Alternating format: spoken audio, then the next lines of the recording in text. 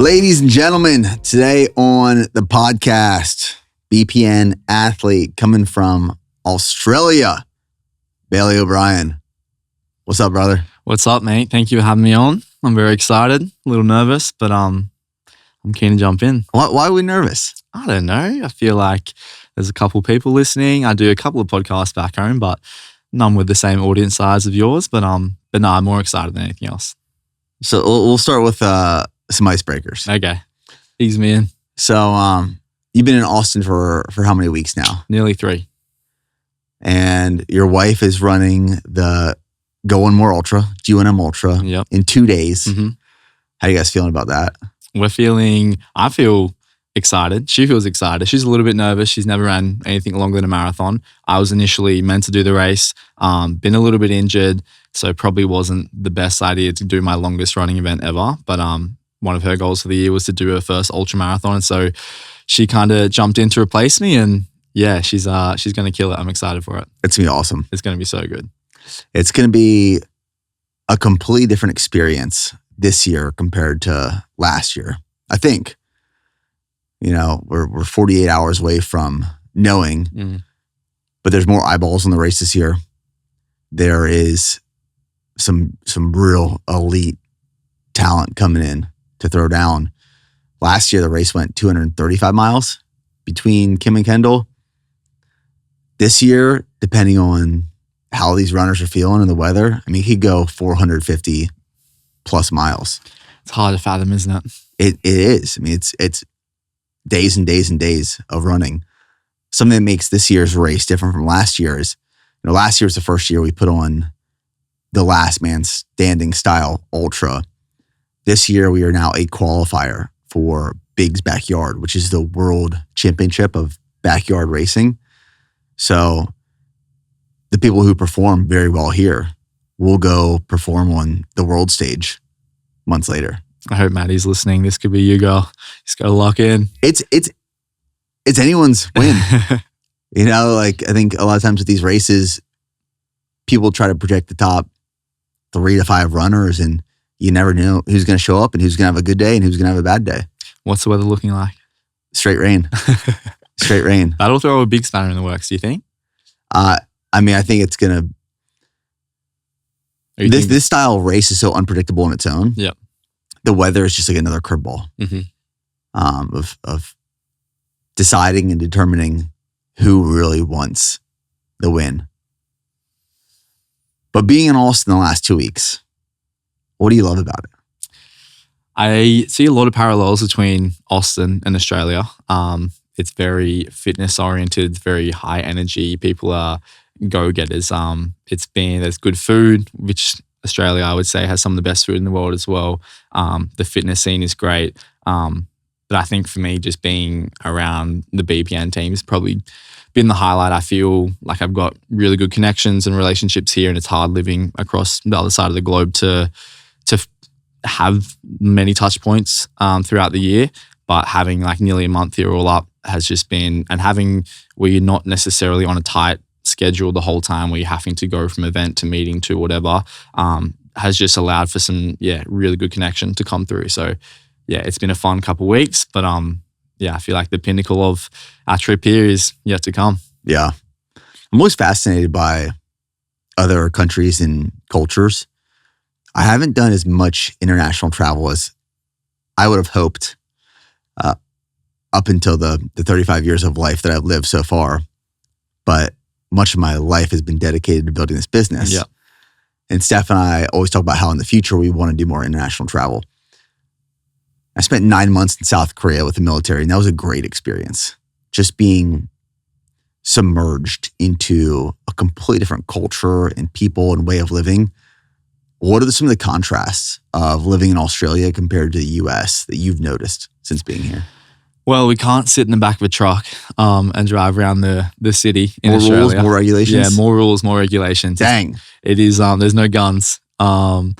It's very, there's a lot of similarities, a lot of differences. But yeah, culturally, it's just, there is quite a few differences in terms of just what the lifestyle, the leadership is like. But especially with Austin. I'm sure it's different in a lot of parts of America, but Austin has, quite a few similarities, which makes us feel somewhat at home. We're staying in like an Airbnb, which is an apartment very similar to what we have in Sydney.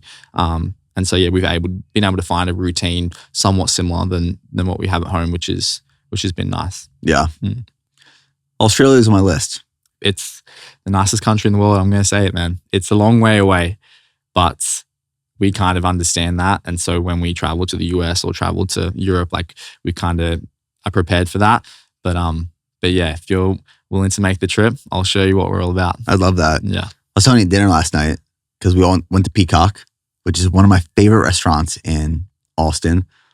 I'm glad to have had the opportunity to share a meal with you there. It's in the proper hotel. It's Mediterranean food. I mean, we crushed food last night. But I was telling you how I'm good friends with Jess Pryles, who is the founder of Hardcore Carnivore Seasonings. It's seasonings that me and the family use in all of our meats. She's from Australia. And she was telling me about Tasmania. I think it's, correct me if I'm wrong, it's on the southern tip of Australia. Yeah, it's actually removed from the mainland. It's like there's a body of water between it. But yeah, it's part of the country still. She was telling me how high quality all the meat is in Australia, but specifically Tasmania, where everything has to be, I believe, grass fed. All the cattle have to be grass fed in that part of the country. That's a wild difference. Yeah. Tasmania is the only state I haven't been to in Australia. But as a whole, the quality of the food, I was speaking to Dan Churchill about it last week, but our farming and the soil that we have and just the environment for, production of crops and meat is very good. And then, it's very, sometimes I find in America, it's like you've got to kind of source out the good quality spots or the healthier spots if that's what you're into, where I feel like in Australia, it's very health conscious demographic and environment. So I'm a little bit biased, of course, but I feel like Australia, alongside the beaches and some of the lifestyle we got there, is some of the nicest in the world. One of the things that Steph and I were talking about on the way home from dinner last night that we still can't fathom is the fact that your wife Maddie's family farm to get from one side to the other is a 4-hour drive. Yeah, we were talking about it this morning as well. That's crazy. A lot of acreage, and it's across multiple different farms. They have the biggest tomato shed or in the whole southern hemisphere. They've got like crops, they've got cattle, they've got dairy, everything. It's impressive. Yeah. I was chat GPTing this morning because we have a 5-acre lot that we're going to build a house on eventually. And I was just curious how far the perimeter of a 5-acre lot is as I'm planning out where I'm going to run in the future. And I was hoping it was going to be further than it actually was. It was like on average 0.35 of a mile, the perimeter of a 5-acre lot. Just thinking about the epic races you could host on a property that spans a 4-hour drive. Yeah, we spoke about her grandma or her grandparents' house. They have this paddock that's exactly 4.2 miles, which is the same as we were like, should we host an ultra marathon in Australia? It's pretty rural. It's the middle of nowhere, but yeah, we might have to think about it. That'd be awesome. So tell me, who is Bailey O'Brien? Give me your pitch before we dive into some of the meat. Okay. Bailey O'Brien is, I'm a husband. I'm a gym owner, an entrepreneur, an athlete. And I guess what I would classify as, somewhat of a hybrid athlete, more so in the fact that not only do I like lift and run, but I like to do it all. And I think we'll get into it in a little bit. But one of the reasons I was so attracted to BPN and your leadership style is the ability to do multiple things. And I guess I'm trying to kind of create my own path down under and impact people in a positive way and leave this world better than I found it. What's the hybrid athlete or hybrid training model look like in Australia? Again, similar to the fitness scene down under is some of the best. Why do they call it down under? Because it's down under. I gotta know. It's just what we're commonly known by. I would never really say that to an Australian, but I kind of say the same way when I come to the US. I say "g'day" just for fun because they're all shrimp on the barbie. Like you just kind of play into it a little bit. But the fitness scene, especially the functional fitness scene, is like, I guess I would say Australia is almost like the industry leader in terms of how prevalent it is, how much variety there is, and the different styles of what we're doing, whether it be CrossFit or high rocks or functional or bodybuilding. There is such an array of different avenues and different businesses that are popping up left, right, and center. So the gym I own with my wife Maddie is called Be All In Fitness, and we just have a one standalone. It's not a franchise, but we've had that for nearly 5 years now. Before that, I was working one-on-one PTs out of my garage, and yeah, we absolutely love what we do. Was the gym Be All In? Was the gym created and built because of the personal training business that you started? Or was there a bigger vision with the gym from the start? No. So from the start, I left. I'd worked at a bunch of different gyms just as a trainer, and was kind of building experience and finding my own style and my own way.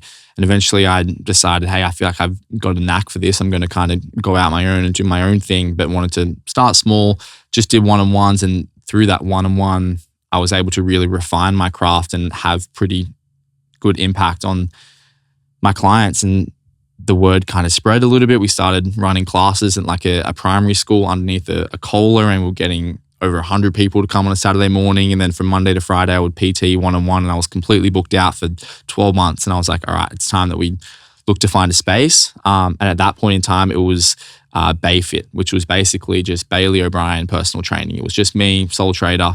And it just grew really quickly. So when we secured our first lease in our first facility, we kept the name because we kind of had so much momentum and didn't want to change it because, yeah, people recognized the name and were becoming drawn to it.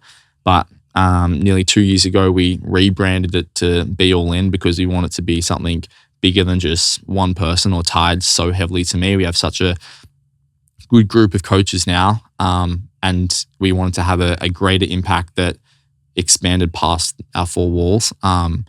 And when we did rebrand, and BPN had a lot to do with this, we kind of looked to BPN and go on more as like, I guess, the industry leader in terms of brand and culture and team that we wanted to build. And we kind of decided, who are we and what are we trying to do? And when we listed out all my personal values or what I wanted the gym to be recognized, we kind of just were spitballing, and one of them was go all in. If you're going to do something, do it well. And then Maddie said, why don't we just make it Be All In, which is basically the exact same, and BAI can now be the acronym for BayFit, so we can kind of keep our trademark name. We don't have to change too much, but it very much changed our branding and our messaging of who we were speaking to and what our brand was about. We had some great conversations at dinner last night, talking about the parallels between, building BPN and you and Maddie building the gym. And part of the conversation that I've been reflecting on is, BPN in the early days. And I'd love to hear kind of your thoughts on this and what you guys have experienced. But BPN in the early days, when we first got started, I transitioned out of the military. None of us were married. We didn't have kids. We didn't have families. We didn't have many life responsibilities. Our entire life was dedicated to BPN in training and work. And I remember back in the day, we were all so bought into building this thing that people were showing up to work earlier and earlier and earlier. We started showing up at 7:30, and then someone would show up at 7:15, and the next day someone would show up at 7. It got to a point where people were showing up at like 5:30 in the morning. And I actually had to enforce a rule of you can't come into work before 8:30. Yeah. Because people kept trying to come earlier and earlier. And then we'd work our butts off throughout the day. 4 p.m. would hit. We'd all stop what we were doing, go into the gym and train for 2+ hours. I mean, me and Joe, I remember, would go for a 7-mile run, come back, hit pre-workout, wait 30 minutes, do an hour strength training session. We'd all wrap up our workout, and then we'd go for dinner. And by the time we got home at night, it was 9 p.m. And we'd run it back the next day over and over and over again. But over the years, people got into relationships and got married and started having kids and families. And the culture, I don't want to say changed, but the expectations of our routines and our schedules and how much time we were spending together changed. I don't wish those old days were here today because I love my life now. I love being a family man and being married and having children and what my routine and schedule looks like now. But those earlier days when life responsibilities were limited were really, really fun. And the camaraderie and the brotherhood and the sisterhood and just the culture that you form during those years, I believe is very foundational to what the brand and the business is built upon. I couldn't imagine trying to do that same thing, starting in this season of life. Yeah. It'd be much different. So how have you guys experienced that with the gym, the community, the culture, the people that you work with? Yeah, I can relate on so many levels. And I think people love to be a part of the process. You know, they like to see you growing and chasing it. And I was the same. Once we had that gym, like for me, like I didn't lend a single cent of money. I worked really hard to have good savings. Then when I opened that gym, every piece of equipment, every like dollar of rent was like just off my own bat. And I didn't pay myself $1 for those first few years because I was just so hell bent on making this a reality and making it work. And people were kind of seeing that, they were drawn to that. They could feel that passion and they wanted to be a part of that. And saying I'd work all morning, train in my lunch break, work all afternoon, then train afterwards. And then on a Friday night, we'd all go get dinner and we'd have 20 or 30 people at a restaurant eating pizza or burgers or whatever. And those, I guess, like I look at it as kind of like the glory days and like the ones I will look back on and think, oh, that was so fun. And I do miss that a little bit. We still have very much an arm of that, but as we're getting older, we're traveling around the world more. We have more responsibilities and aspects to life. We don't do that as much, but when we were in that season, it was the best. But I very much understand that every season has a reason, and you just got to be in it whilst you're in it and not be looking forwards or backwards. And then as time moves on, you just got to move with it. Those early years, though, are so much fun. So fun. It's so, you often think, yeah, it's so hard to have hindsight, but you think you still are stressed, not to discredit things, but yeah, you look back and you're like, oh man, that was good. And as you get bigger and have more responsibilities and you realize, oh, I should have capitalized on realizing what I had whilst I had it. But yeah, the build, just like anything, is like the journey to get there is almost always more fun than the outcome when you get to the mountaintop. Yeah. I was talking to someone the other day. I just thought about this. And they were telling me that, this message that I share on consistency and commitment, it's unrelatable because I've achieved some type of level of success in the way that they see it. So it's easy for someone who has achieved some sort of level of success to credit their success to commitment and consistency. And I sat with this for a little bit. I was like, yeah, but the only reason you're able to achieve some sort of level of success is the commitment and consistency. And just because of when you finally do achieve some sort of win, it doesn't just stop. It compounds. You keep practicing those rhythms and routines because it's what works. So I find that the early days are really challenging because you're trying to build these rhythms and routines of commitment and consistency and discipline in your life. And when you first get started trying to incorporate those into a new life, it is challenging because it's difficult, it's different. But once it becomes a rhythm, once it becomes a routine, it's just a part of everything that you do. So the results, just like investing money into the stock market in a good year, produce positive returns over and over and over again. Yeah. You get the dividend from the return of what you are depositing and investing into. Yeah. And that initial, to build those rhythms and to establish that routine or consistency takes like a lot of time. And we speak a little bit about like the long game and playing the long game as opposed to the short game. And there's no guarantee how much time that will take. But if you're committed to seeing that initial process through, which is the hardest part, to build a member base, build a supplement company, build a community, whatever it is, even online, a following, like if you can do the hard yards, then you can reap the rewards later on. But those hard yards are hard for a reason, and you can't have one without the other. And it takes a lot of sacrifice to create those rhythms. Or for me, as like when I first started Bayfit, I was like a 20-year-old kid, and a lot of the 20-year-old kids are going out partying or doing other things. And for me to kind of go against the grain and be like, actually, no, I'm going to wake up early and try and open a gym. It's kind of like initially people are asking why, or they think you're too good for them, or they don't understand it until you see past those first few months and you find a point where actually a couple people start coming, and then you can build off that. But yeah, those early days in building that rhythm, there's no other way to do it. There's no magic quick fix without just making the right decision day after day and doing it for a long period of time.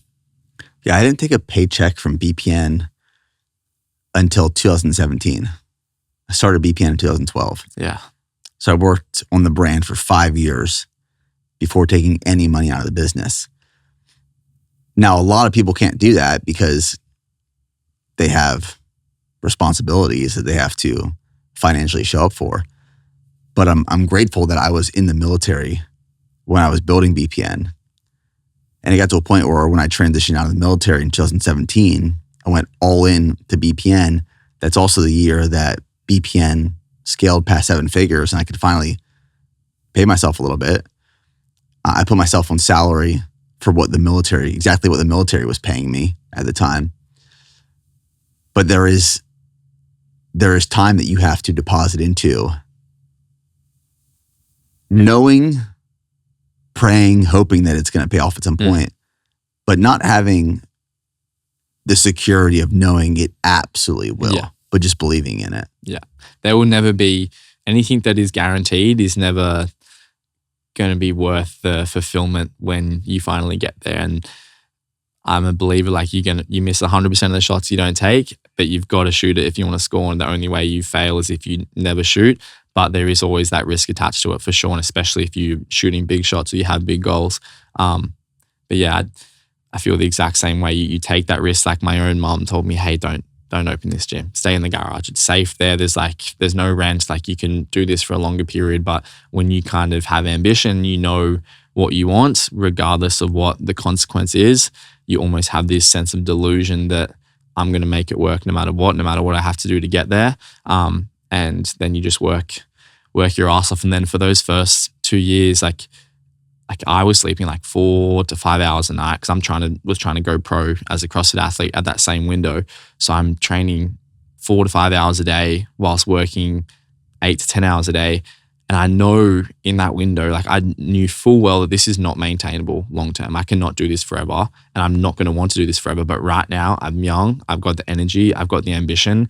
I'm going to try and set myself up. So one day when I do get married, when I do have kids, when I do whatever, I don't know what it's going to be, but I want to have the foundation set. And now I'm kind of in this next chapter. I just got married last year. We'll have kids in the next couple of years that, okay, life looks a little bit different now, but I'm so thankful for those first few years where I just kind of went crazy. And I still probably am catching up on a little bit of sleep deprivation even now, but without those years, I don't have these years. What made you abandon the pursuit of pro CrossFit athlete? Yeah, well, great question. Initially, it was like basketball was my first love, my first dream. I met Maddie at a national tournament when we were 17, and then we did our long distance relationship for a few years. We both were looking to go to college in the US. That was kind of my dream always, then play pro after that, but we had offers in different parts of the country. And then so we ended up not going to the States, which was like the biggest thing ever, that my whole childhood to get to this point was about going to college. Like every mum didn't let me miss any, like the last day of school, none of the kids went, but I would always go because like your attendance and what your report card looks like will impact whether you get an academic scholarship as well as athletic. I always I was never the most talented like academically as well as athletically, but I worked so hard to set myself up in this pivotal moment. We didn't end up going because we stayed in the country and stayed together as a relationship. And then I kind of got into the gym thing once I stopped basketball, found CrossFit because I could no longer go to basketball training because I was working mornings and nights. And then with CrossFit, I was like, all right, this is my new thing. I can train during the middle of the day. I can train late at night on my own time, and I'm going to try and be a professional athlete in this discipline. Did that for 4 or 5 years. And then 2 years ago, Maddie said, hey, we're getting married next year. And to be any type of professional athlete, that's a very selfish endeavor. You can still love and care for other people, but to be one of the best in the world, you have to really, sacrifice a lot of things. And she was bearing, I guess, the burden of that in our business, in our relationship. And she just said, hey, I don't know if this is the best decision for us moving forward if you continue to chase this dream of making the CrossFit Games. I'd just spent 4 years trying to build there, 2 years at regionals. I was in like the top 10 for the open and then quarterfinals. And I was like, all right, I need to make the top 3. I'm like right there. And then my whole life kind of got flipped upside down because it made me reevaluate what are my priorities. And so that was like a tough pill to swallow. It took me a minute to comprehend that. But once I kind of did make that adjustment, my whole life has changed, and it's very much changed for the better. Same way that I didn't go to college because of Maddie, and same way I didn't necessarily pursue the CrossFit endeavor like because of that as well. She's like the top of the priority, and everything falls like under that because I know that like that's like my life partner. And so that's something that's super important to me, but that is the reason the CrossFit dream kind of came to an end. And then is where that was like around the same time that I've kind of stumbled across BPN and yourself, and I guess fell into this more hybrid approach. It's a very selfless and wise decision. How old were you at that point when you made that decision? I would have been 24. You know, a lot of people don't have the ability to look at that decision with a big picture perspective. It's really easy, especially for high achievers, athletes, performers, to root all of their identity into a specific discipline. Whether that's like, I'm a founder of this business, I'm an athlete, I am this or that. That's what I was designed for. That's why I was created. That's why I was born. I am doing this. I will sacrifice every other part of my life because this is who I am. But to be able to come to that realization and conclusion, and obviously still challenging and hard, but to move past that, it's a very mature decision, especially for someone mid-20s. Yeah. It was hard for sure. I do think I've always tried to surround myself with people a little bit older than me, or people who are where I want to be. And so I do, I guess, consider myself like quite mature for my age. And I'm always thinking of myself in 5 years. Like, how is the decision I make right now going to impact myself in 5 years? And for me in that moment, although the blinkers were on and I was so single-minded about this one goal, I'm like, I probably actually was like 25 or 26, but when I'm 30, if I make the CrossFit Games, like, is it worth potentially ruining this relationship or having something go wrong? Or when I'm 30, do I want to be married, looking to have my first child? Like, what's going to give me more fulfillment or value in the long run? And once you kind of weigh up those pros and cons, it's a pretty easy decision. But in that moment, when you've got those blinkers on, it's kind of like, oh, you look at what the last 4 years are a waste. Like, what have I done to get here? But the same way that basketball, I once looked at that as, I guess, not a failure, but like I didn't see out what was the prophecy in my head of like what I was meant to do, or go to college, play pro. Like, was all I wanted to do. And you can kind of deem that a failure, but the lessons I learned along that journey, and then same in this next chapter, have kind of made me the man that I am today, and the values that I have. And I feel like from those, not failures, but just challenges, it's very much shaped me and provided adversity that, shapes a lot of the decision making or leadership or how I operate business or relationships that I do today. That's great. I don't know if I was explaining this to you over the last couple of weeks you've been here. I was telling someone this story, but you know, recently I switched from wearing a Garmin to a just old school G-Shock watch, which has been game changing for my runs. I can't track my distance. I can't track my time. I can't track my heart rate. I can't track my pace. Nothing. I just run based off of time now and effort, perceived effort. And I thought that it would change my relationship with running, which it has, but it's changed a whole lot more than that, which I didn't expect. It's been pretty wild to actually experience the last couple of weeks. But I was on a run late last week, and now that I don't track anything during my run, my mind can kind of just wander naturally.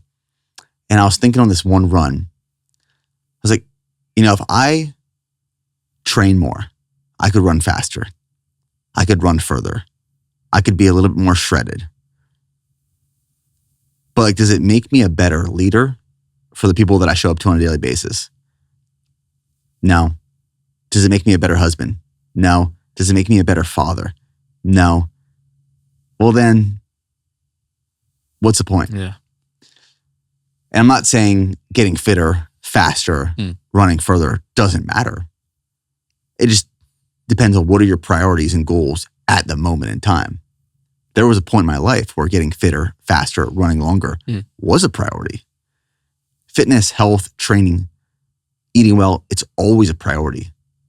But there's levels to it. And there's sacrifice for where you spend time. There's opportunity costs of where you dedicate time, money, energy, resources. Small pivot, but we were talking last night about mentorship.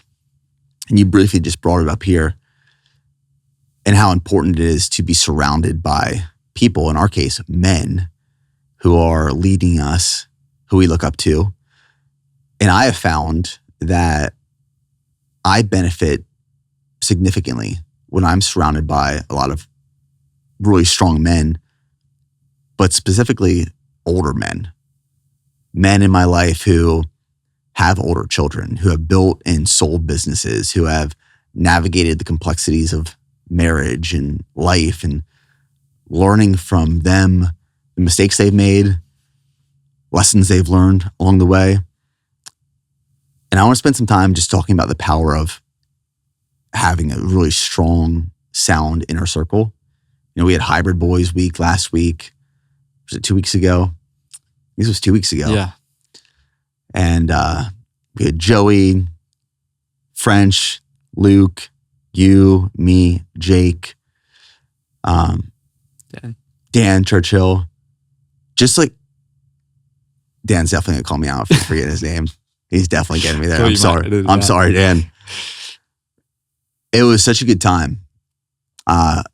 Being able to spend real quality time with some guys who are pursuing similar goals in life, but who want to do it in the right way, who want to learn, who want to get better.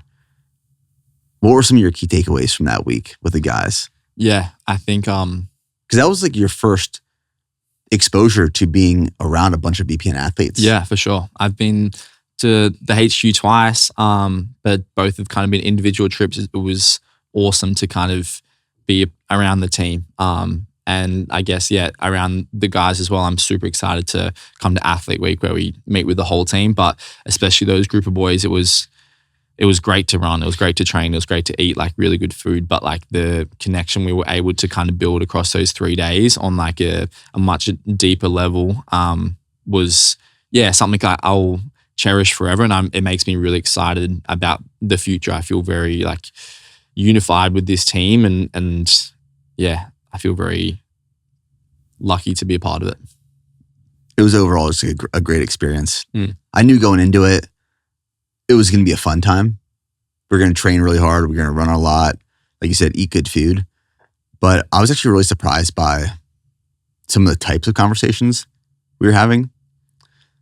It's really easy for us as men to put on this tough outer shell.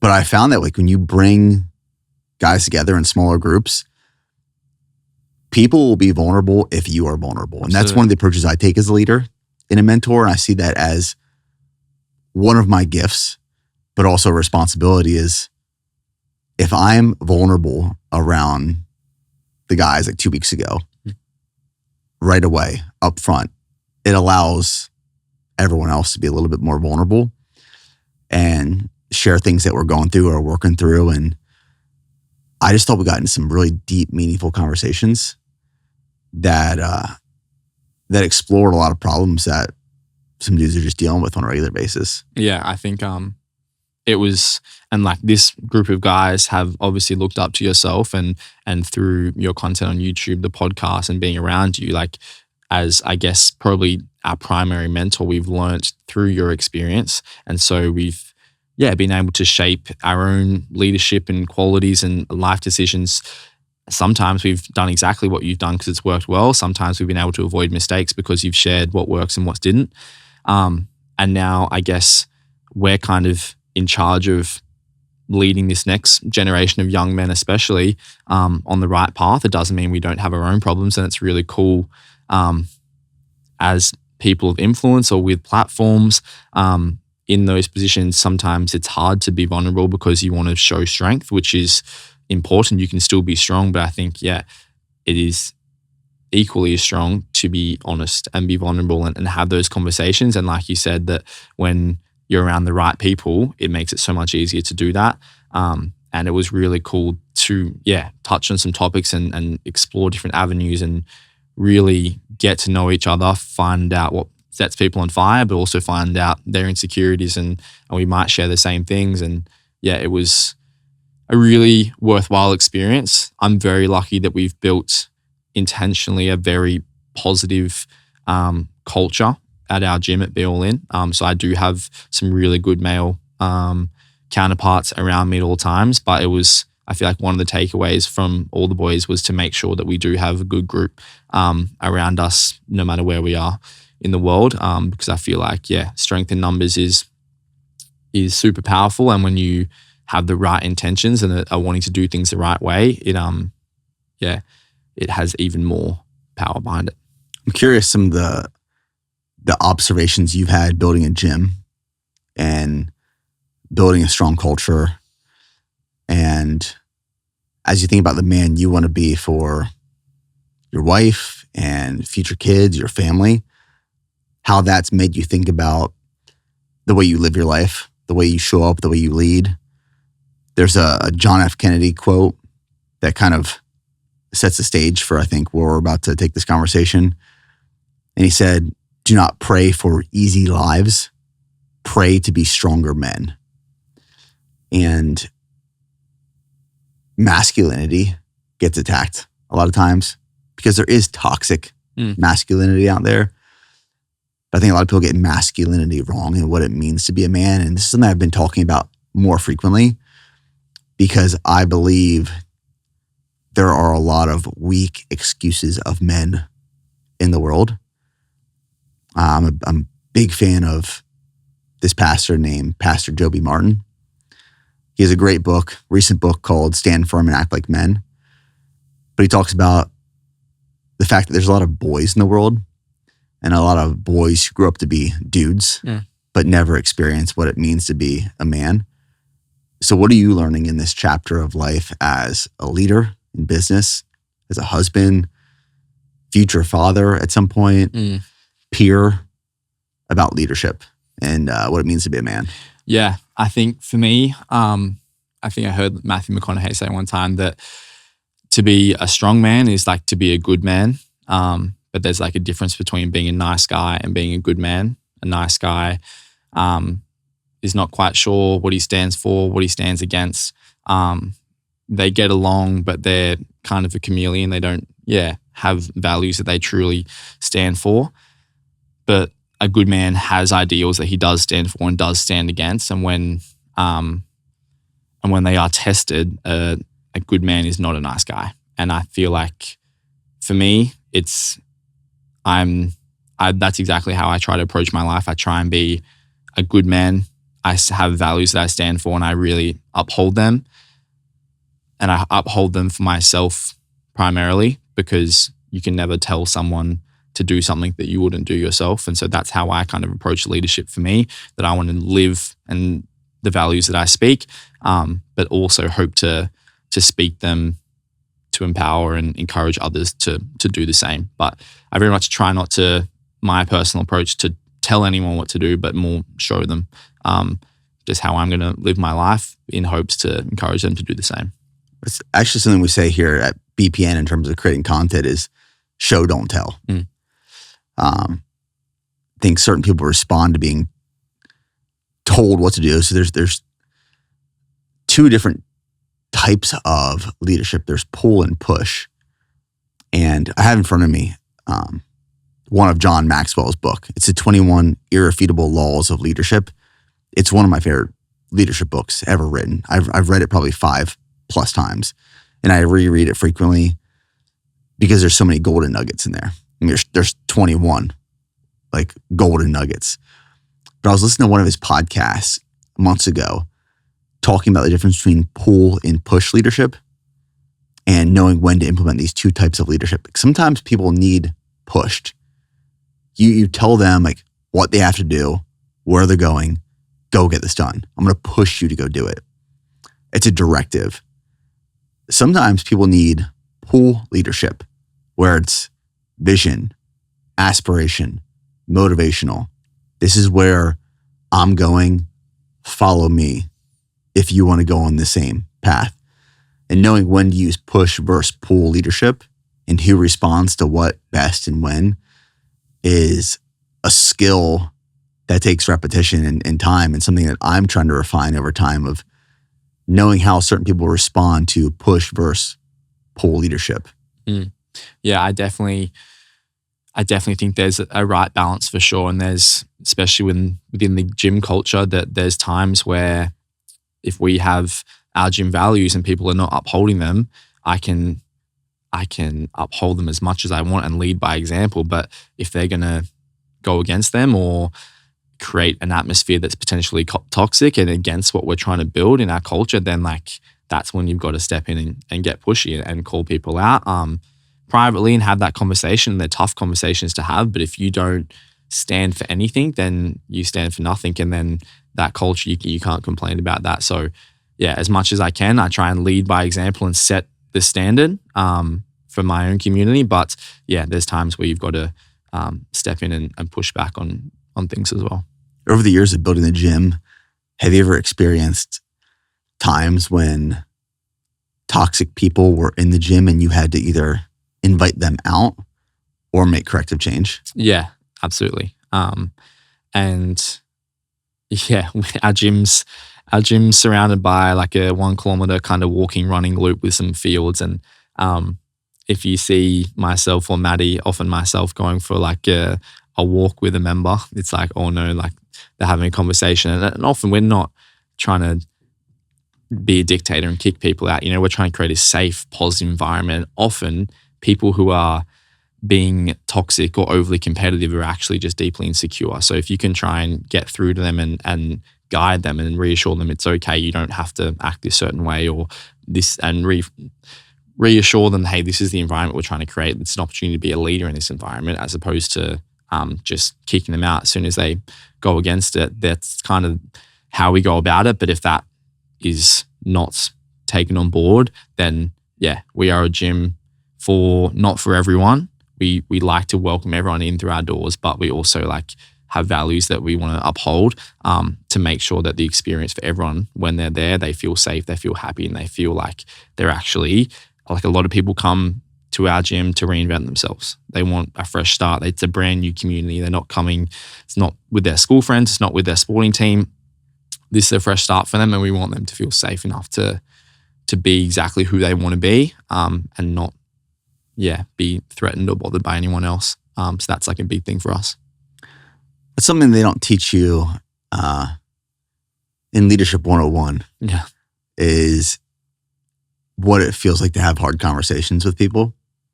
It's tough. It gets a little easier over time. The more you do it, yeah. The more you do it, it becomes a muscle that just becomes stronger with repetition. I remember early days of BPN, some of those first hard conversations. I mean, I would stay up all night the night before thinking about it. Yeah. Just the the uncomfortableness of it. And I used to think when we were first building BPN that you lay out the foundation and the vision and people come alongside you and all is well. You just build together. But I've learned the hard way that having one wrong person on board can be a cancer. It can be toxic. It can hold everyone else back. It can erode the culture overnight. 1 Corinthians 15:33 says, bad company corrupts good character. And that couldn't be any more true. So one of our responsibilities as leaders is to police the culture.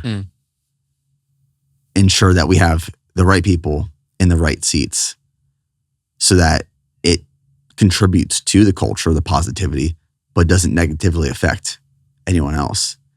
How have you felt that in the gym space? Yeah, that the main reason we haven't franchised or opened multiple facilities when potentially the demand was there is because bigger is not always better, and it's hard to find good people who are bought into the vision, who are committed to it, and who have more of an owner's mentality rather than a renter's mentality. And finding those people are hard, but when you find them, you've got to hold on to them with everything you got. But it's especially in the gym atmosphere, a lot of people coming through as coaches are a little bit younger, especially in Australia. You come out of school, you either go to uni or you're going to study fitness, and you either finish your degree or you're quite young. So you're still learning how the world works based off your upbringing or your character traits, what your work ethic is like. It's hard to find people who want to work. Me and Maddie often speak about this, that you can pay someone a check and they still can almost treat you like you're doing them a favor or they're doing you a favor. But to find people, and for you, like the best example is Trey. We've spoken about this, the way that he respects you, he respects the brand and what he does and how he works and the work ethic he has. I'm like, oh, that's like the gold standard. But we call Trey a unicorn. There's only a couple unicorns in the world. If you can find a couple of them and make them a part of your team, then that's when you can really do something meaningful. But finding the right people who are aligned on the right vision is harder than it might sound. It is hard. I was just talking to someone about this the other day, and I was trying to explain the BPN culture. And they were asking about the team and the employees and how they respond to wins and losses and successes and failures that we experience in the business on a daily basis. It could be monthly revenue targets, it could be new product launches, it could be an event or a campaign, something like that. And I was explaining to the person I was talking to, I mean, if we miss the people here, whether they're in the warehouse fulfilling orders or working on a video or running marketing or talking to suppliers, they take it personally. If we miss, no matter what that miss is, they wear it. You can see it in their face, their eyes. Like, it's not just a paycheck for people here. Yeah. And I'm so grateful to have people like that showing up and wanting to build this brand alongside me. And I know how rare it is because it is rare. We've the same. We keep our team pretty small, keep our circle small, but we've now got a group that are basically your best friends. You see them more than you see almost your family sometimes.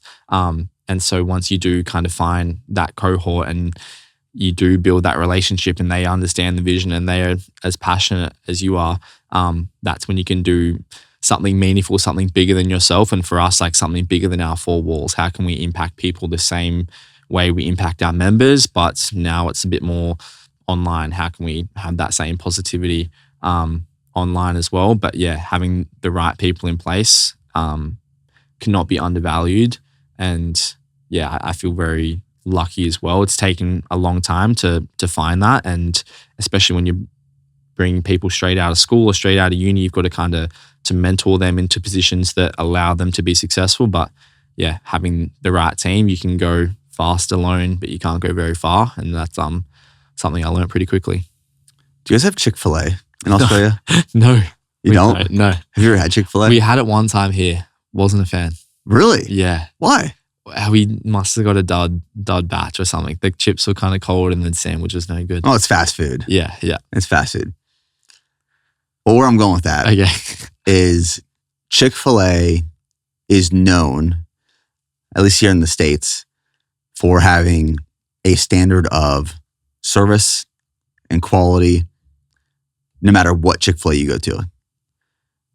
So it's so unique where you can pull into a Chick-fil-A drive-thru or say like a McDonald's drive-thru. You drive into a McDonald's drive-thru, you don't even know if the person's going to say hi to you. You don't know if your food's going to be wrapped up in the bag. You're just like praying for the best.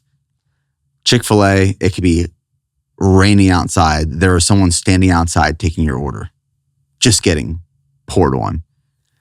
They're kind. They always respond. They give you the food. You say thank you. They say my pleasure. They're very responsive. And there's like a standard set at Chick-fil-A that is very unique. And especially as they've scaled over the years, they might be able to maintain that level of standard. Raising Cane's is similar. In-N-Out is similar. I mean, there's a few different businesses in the US here who have been able to hold this level of standard even with scale. And that's a testament to their leadership. And the reason I bring that up is, one of the things you said was you've been entertaining the idea of franchising. But franchising scale is really hard, especially scaling and maintaining a level of culture and consistency and leadership and standards. And that's why it's even more impressive when you hear about the Chick-fil-A's and the In-N-Outs. Because as a business owner, a brand builder, you know how hard that is.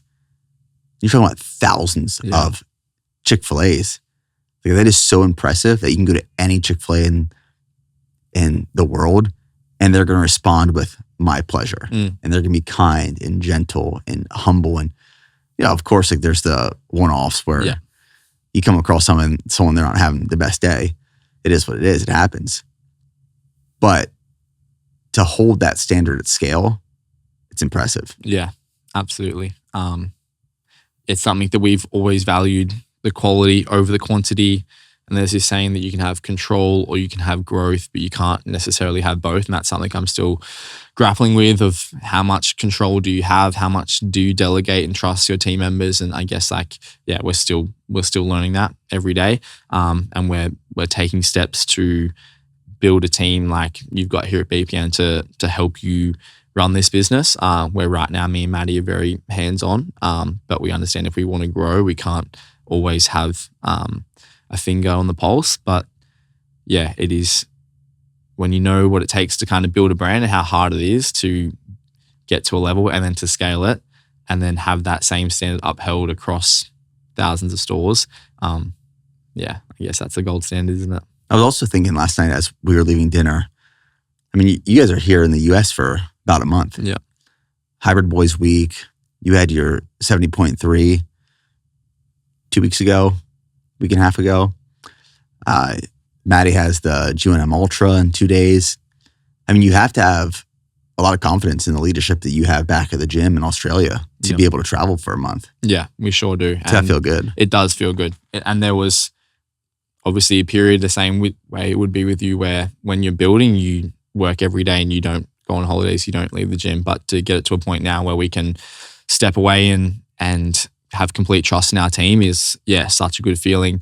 In saying that, Maddie did have a phone call at 11 p.m. last night with the girl who's kind of managing at the moment, who's just stepped into that role for us, which has been so great whilst we're away. So there definitely is still work to be done, but there always will be. But to have a team that we can trust, that can care for our baby like it's their own is, something I'm incredibly grateful for. It's something special.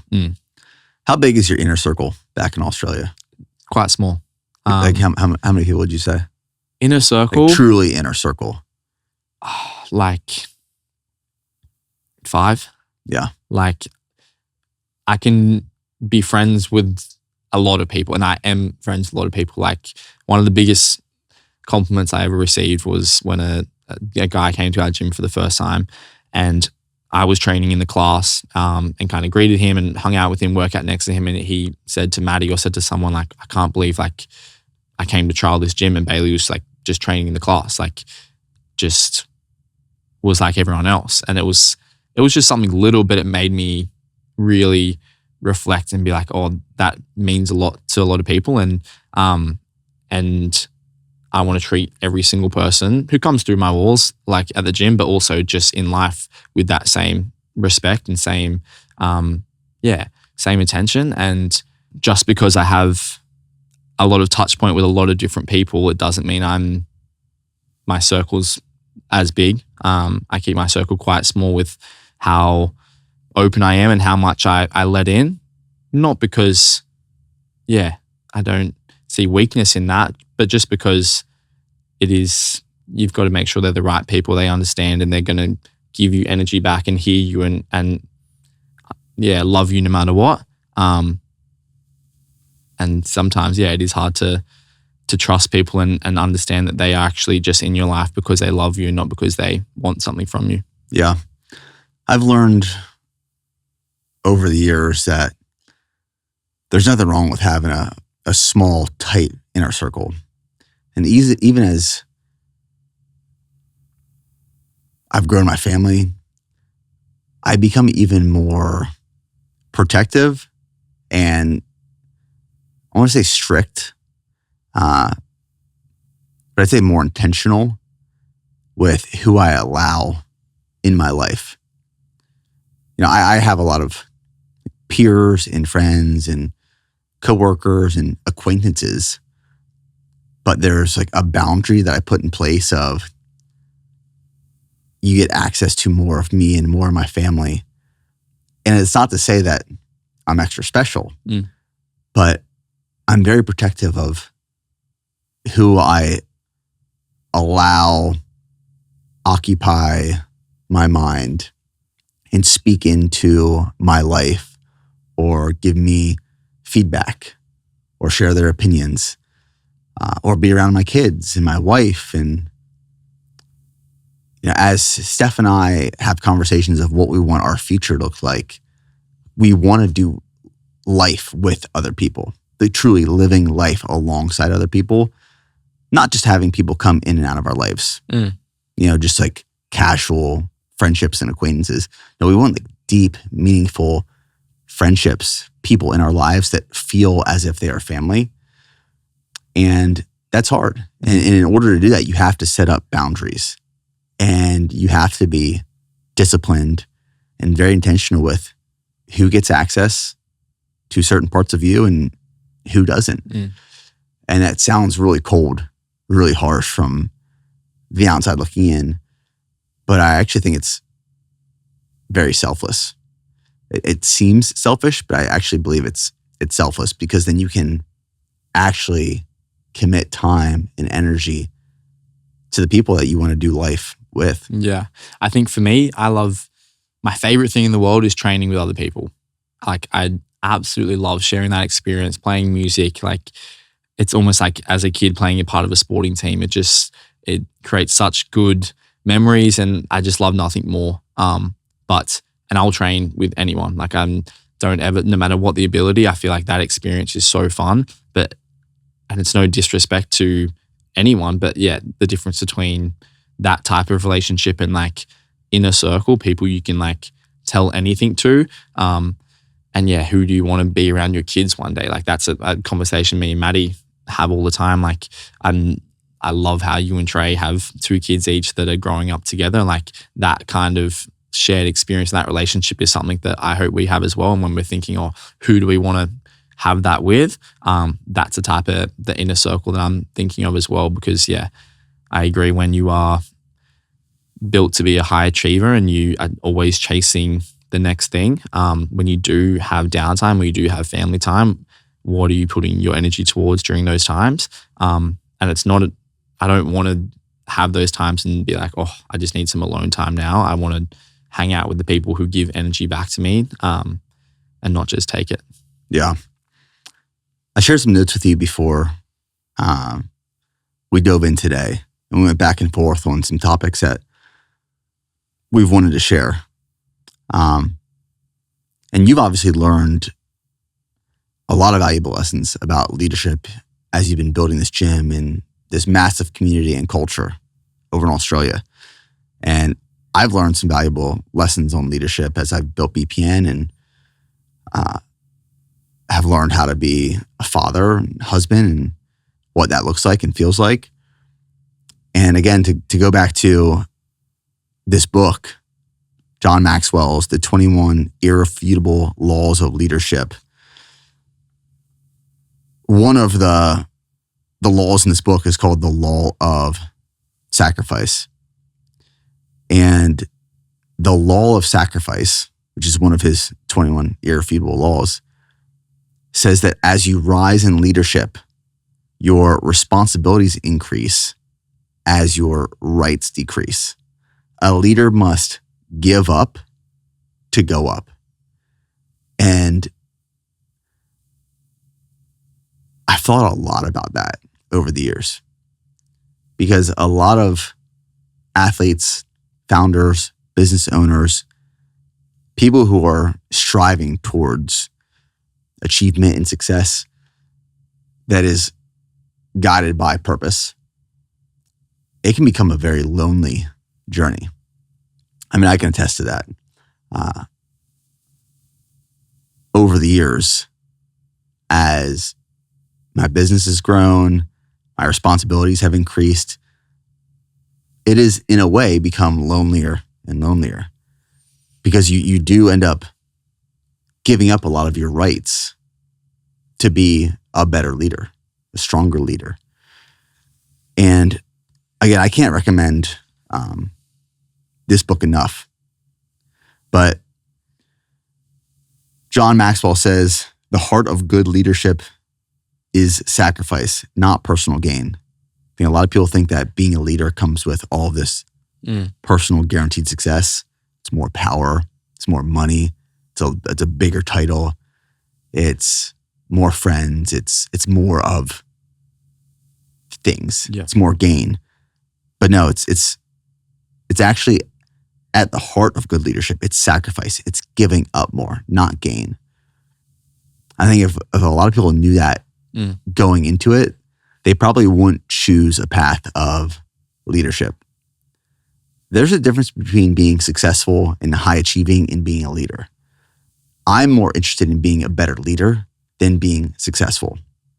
I'm more driven by being a servant leader than achieving and accumulating and accomplishing. But truthfully, that's like where my cup is filled. Maxwell says that there is no success without sacrifice. And he quotes Ralph Waldo Emerson, "For everything you have missed, you have gained something else. And for everything you gain, you lose something." Leaders are often asked to give up more than others. When you become a leader, you lose the right to think about yourself. You lose the right to think about yourself. What are some of the things that you have sacrificed over the years as you've moved into a larger leadership role in your life and in your business? Yeah, that's a great question. I feel like we've kind of touched on them a little bit already, but my first love with basketball, sacrificing that kind of dream to pursue my relationship, although it's not necessarily to do with the business, that along with the CrossFit fork in the road as well, like those kind of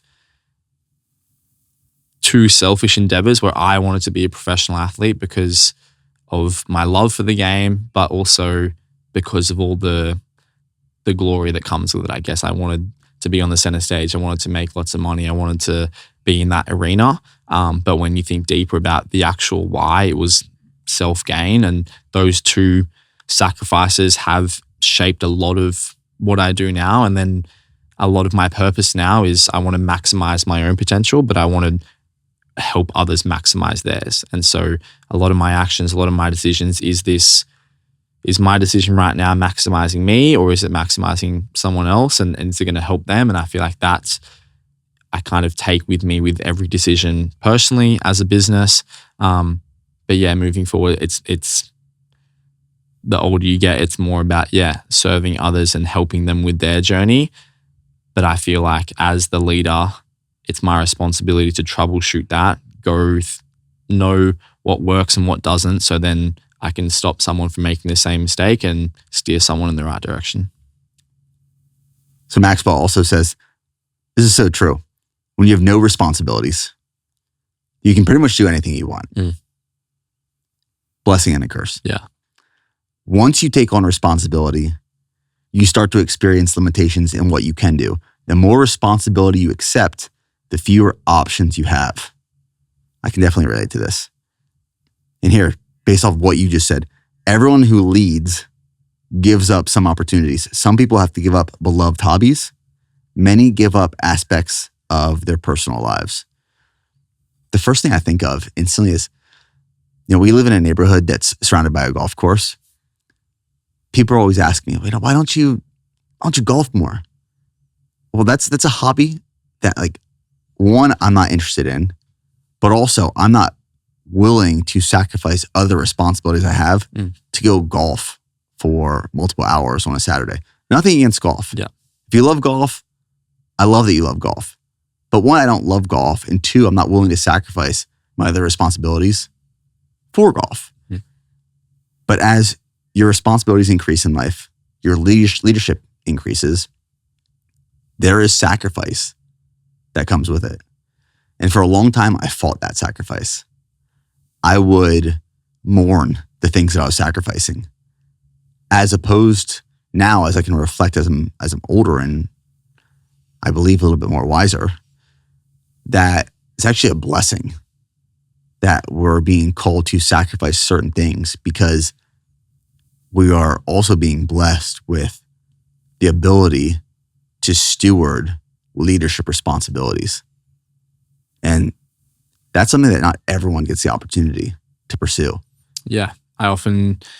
It's funny because I am an athlete, a BPN athlete. I have somewhat of a platform. It can put a bit of pressure on. I have to hit this time. I have to beat these people. But for me, like I spoke about, once I transitioned from doing CrossFit to not doing CrossFit competitively, that's when my order of priorities shifted from my fitness being at the top of the list to now my relationship, my business, then my fitness. And so although I'm going to still pursue athletic endeavors because I love the challenge, I love the lessons you learn in the pursuit to get there, I don't put as much pressure on myself, and I understand that it's third on my priority list. We speak about the definition for us of be all in is it's your commitment to give the best to the task at hand, but it's you define your capacity of what you're willing to give, and then you give exactly that. And for me, I'm willing to train twice a day. I'm going to do something in the morning, something endurance, run, bike, swim, and I'm going to lift in our classes in the afternoon.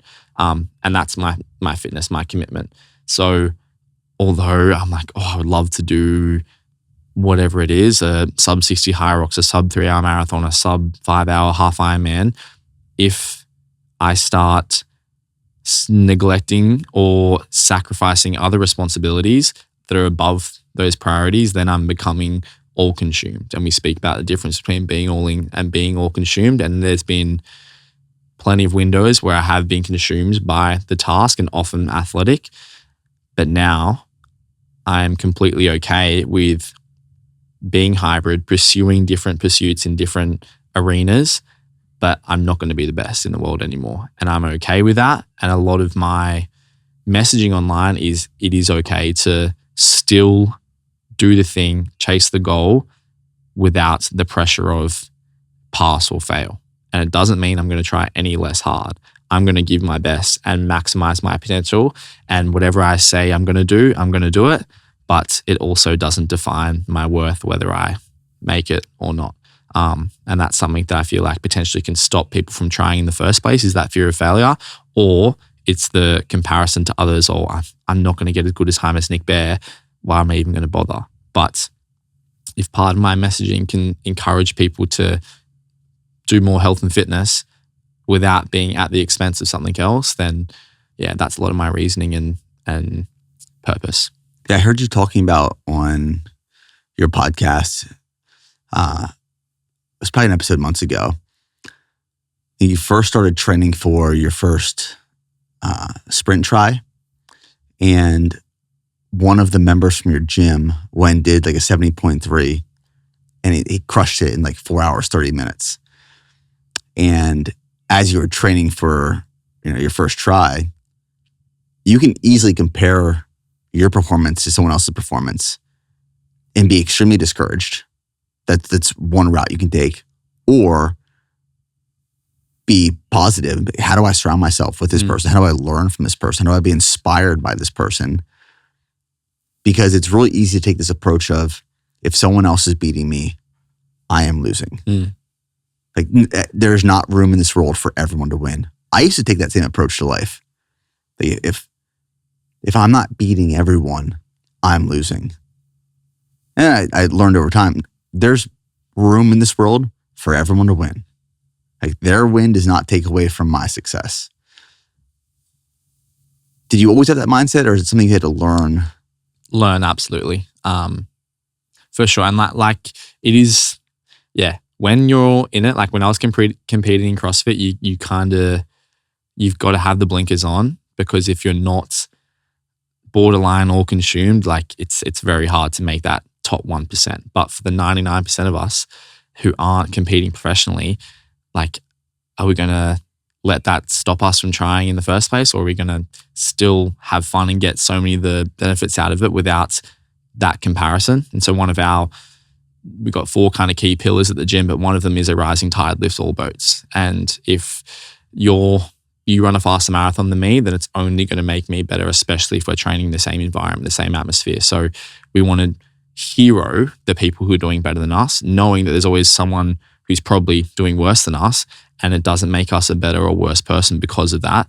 But we're going to use that to hero them, and it's going to bring us up with them without trying to discredit them, drag them down back to our level so it makes us feel better. We have this terminology in Australia called like a tall poppy syndrome, where it's very common for someone who is a high achiever or trying to do something outside of the norm for the majority to want to like pull them back down, to like cut their heads off and give them a level head, as opposed to cheering them on and celebrating their success, knowing that we can all win.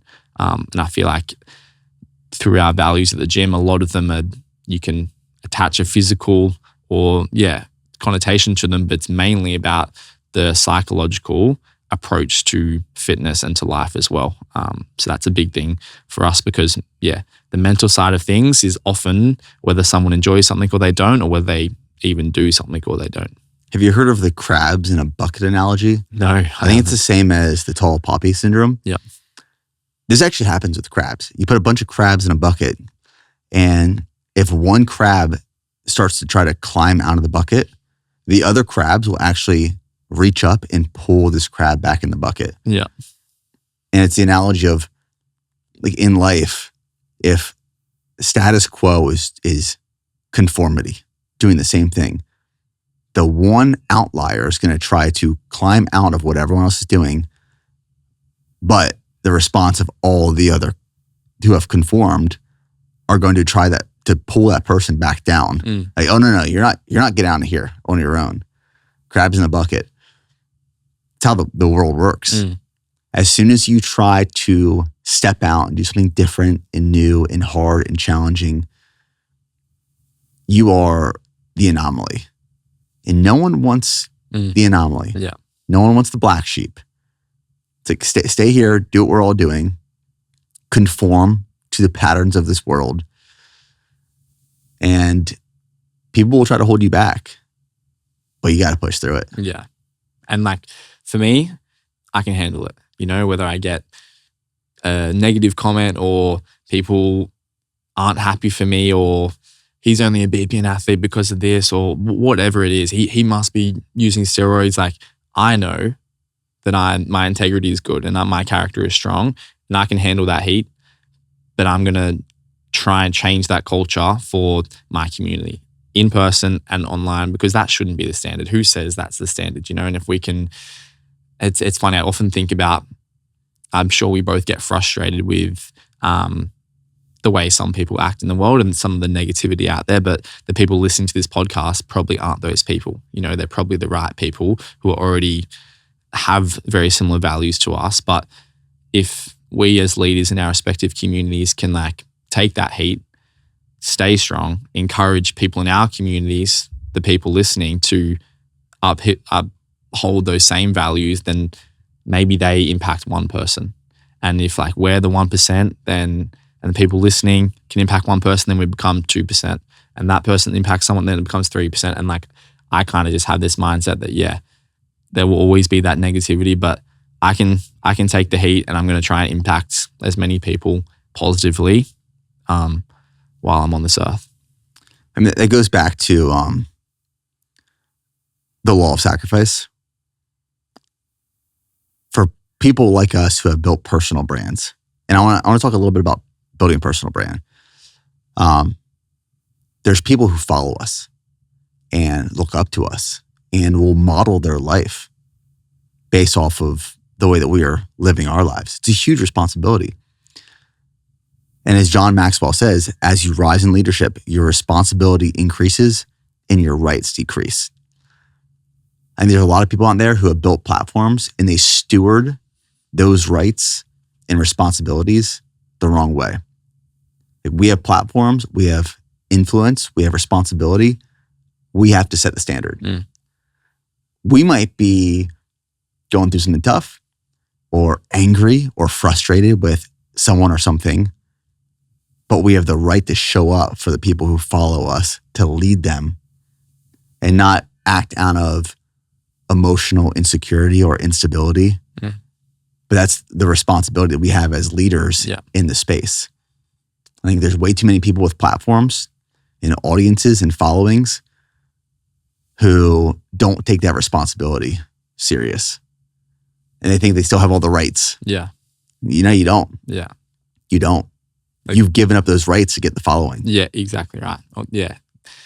I think that because of a number of followers, like they are better than everyone else, or what they've done to get there they had to sacrifice their character. And so they're like, well, I've kind of got here now, I'm going to keep going. But yeah, their intentions or why they wanted that fame or following or dollar amount, like what's the reasoning behind that? And yeah, there's too many people who want that, but they don't understand why they want that. And it's dangerous when people have platforms, but don't necessarily want it for the right reasons. I want to talk briefly about building a personal brand, especially as you've been building your personal brand. I got this email. This was just yesterday. And it's from this guy named Justin Oberman. And I didn't subscribe to his Substack, but somehow I get his Substack emails. I don't know what happened. Maybe he just added me to his list. But the title of this email was "The Key to Building a Personal Brand is to Talk About It." And I rarely open up emails that I don't recognize, but I was like, I'm going to open this up because this seems interesting. And I thought it was pretty applicable to this conversation. And I know since you signed as a BPN Athlete, you've invested more time into building a YouTube presence. Building a personal brand is hard. Building a personal brand that leaves legacy and creates impact and that you can build a business from, that's even harder. People can build a following. You post a photo, make a cool caption, goes viral, whatever. But I've always taken the approach of building a personal brand with long form content. That's why I love YouTube.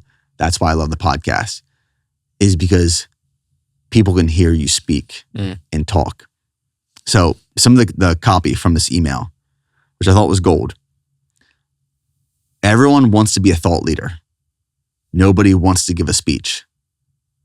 Think about that for a second. People will spend 6 months building a content calendar, optimizing their LinkedIn profile, testing hooks, running A/B subject lines, all to build authority online. But ask them to get on stage or on a podcast or to lead a webinar that isn't just a slide deck read aloud. Panic avoidance. I'm not saying that it's impossible to build a personal brand on social media, but as my last Tuesday newsletter on personal publicity talked about, the fastest way to build an unforgettable personal brand isn't creating more content. It's creating more presence. And the highest leverage form of presence is speaking. Am I speaking? I do not mean by creating video content. I mean speaking live, either on camera or directly to an audience full of people. Your post can get you known, but your speaking voice, the way you show up when there's nowhere to hide, that's what makes people trust you. Your voice creates presence. Presence leads to trust. What's it been like for you building a personal brand over the years? And especially as I've seen you lean more into YouTube and documenting all the BTS of your life and your preps and your business, and what have you learned? I have learned that you can't rush anything. That if you want, for me, like working with BPN was my dream brand. Why is that? Because I related and connected so heavily to the values. I love the supplements, of course, but it was more than the supplements. It was about the values, the ethos. That's what I was most drawn and connected to. And I wanted to be a part of that. And I feel like a lot of people had that same kind of feeling when they first stumble across your YouTube or the brand, someone from the brand has done. And so that was my goal.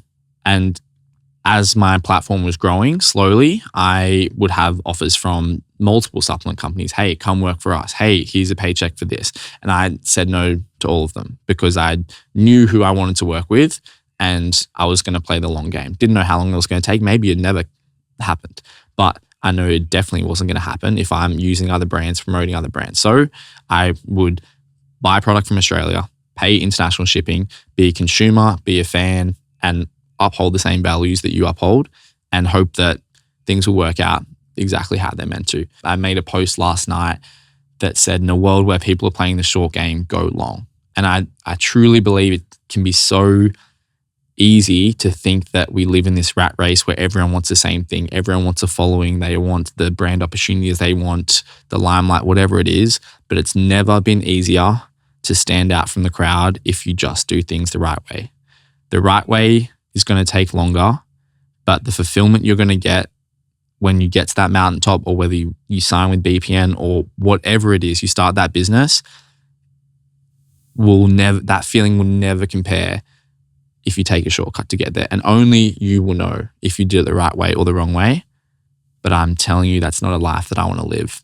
Taking the safe route or taking the easy route. It's hard, but it's worthwhile, I'll tell you that. I remember in the early days of building BPN, I started BPN in 2012. I started creating content in 2014. And there were all these other creators at the time that started around the same time as me. YouTube fitness was a different place in 2014. It looks nothing like it does today. I think it was probably better in 2014. But a lot of the people that I started creating with during that time frame aren't creating today because they chased certain opportunities, didn't play the long game, didn't have the vision for the future. And it was actually really discouraging those first couple of years for me, where I saw all these people growing faster than me, building bigger businesses than me, building gyms, all these things. And I was like, man, I just don't have it. Yeah. I don't have it. I don't know what it is, but I don't have it. But I stuck with it. I stayed on my journey, my path. And over the years, a lot of these creators that I started with, they stopped, they burnt out, they gave up, businesses fell apart. And there's very few who are creating content today that I started with in 2014.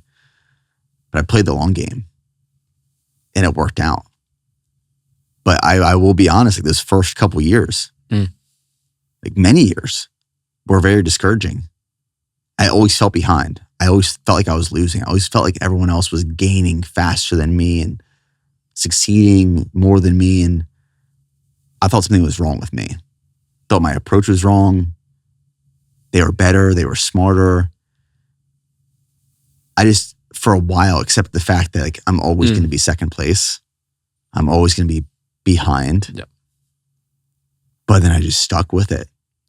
And it's so cliche and it's so talked about, but it's also so real. Yeah, that people want the quick fix. They want the magic pill. We spoke about it a bit earlier about those first few years, or like the initial foundation building. It's going to take a couple of years, but if you can slug that out, then you can build from that. But most people can't even get to the end of that first part because it's hard. It's so hard.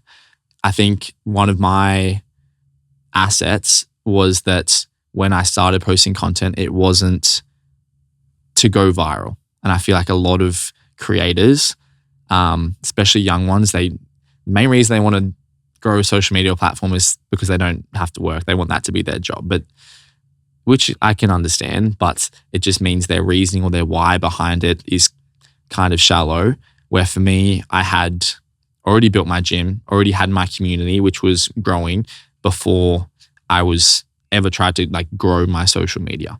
And I feel like that allowed me to, when I did start to grow, I wasn't chasing the virality. I wasn't willing to sacrifice my character or post something controversial for views or for likes, which means my growth has been slower than a lot of other creators out there. But the reason I've been able to sign with some of my dream brands like BPN is because I've done it the right way. And hopefully, I hope that my story encourages some people to continue to do things the right way. It gives them hope that these brands will give you the acknowledgement that you deserve if you are consistent over time and you can see it through the long haul. And I think when we reflect back to the start of social media or the start of a business, it's always like darkest right before the dawn. If you can just like stick it out when you feel like you're behind, you feel like everyone's got the answer and you just don't have it, don't take the magic pill, don't take the shortcut, stick it out and just trust that everything will work out the way it's meant to. I actually love that quote, darkest right before it's dawn, because I have found in the darkest moments, it typically means there's about to be something that changes. And for a lot of people, they're in those really dark moments. It can only get worse. Sometimes it can't get worse. It's got to get better. Because you know you're doing the right things for the right reasons. It's got to turn around. Yeah. It's also having hope. Yeah. It's having faith, trust in the process. So what's next for you? Great question. Athletically is the first thing I go to. I've got High Rocks Worlds in June in Sweden, which will be super fun. Relationally, we just got married last year. Super happy with that. We'll probably look to have kids the next couple of years. Don't have an exact date of when that is, but I'm really excited for that chapter. For the gym, like I spoke about before, you can have control, you can have growth. And I feel like we're about to enter this phase of growth because I'm finally coming to this point where I'm willing to relinquish some control. Bring some people in who have expertise that I might not have, and let's impact as many people as we can. And when it comes to like my personal brand or online, I just want to keep doing me, having a positive impact on the world, keep doing things the right way, keep playing the long game. And yeah, just hope that I leave this world better than I found it, because in a world where there's so much negativity, I just think there is also so much good and so much positivity. And if we can just keep highlighting that, and I can be somewhat of a beacon of light for whoever it is that follows me, yeah, that's kind of what drives me to keep kicking. Be the light in the dark. The dark needs light. The bucket needs the crab that's crawling out. Yeah. Well, brother, I appreciate you. Really proud and grateful to have you on this team and to be able to finally spend some like real time together as you've been in Austin the last couple of weeks, and looking forward to your wife throwing down at the Ultra in 2 days. Yeah, she's going to crush, man. I'm just excited to be a part of that experience as well. As a crew member, we've got some heavy hitters coming out. But yeah, I feel like the exact same way I spoke about my athletic kind of approach now, there's so many people like Maddie, like Joey, who are they're not ultra runners. You know, this is not their sport, but they're just going to give it their absolute best. And I'm excited just to share that experience with the community. So yeah, it's going to be fun. Awesome. I appreciate it, brother. Thank you. Thank you.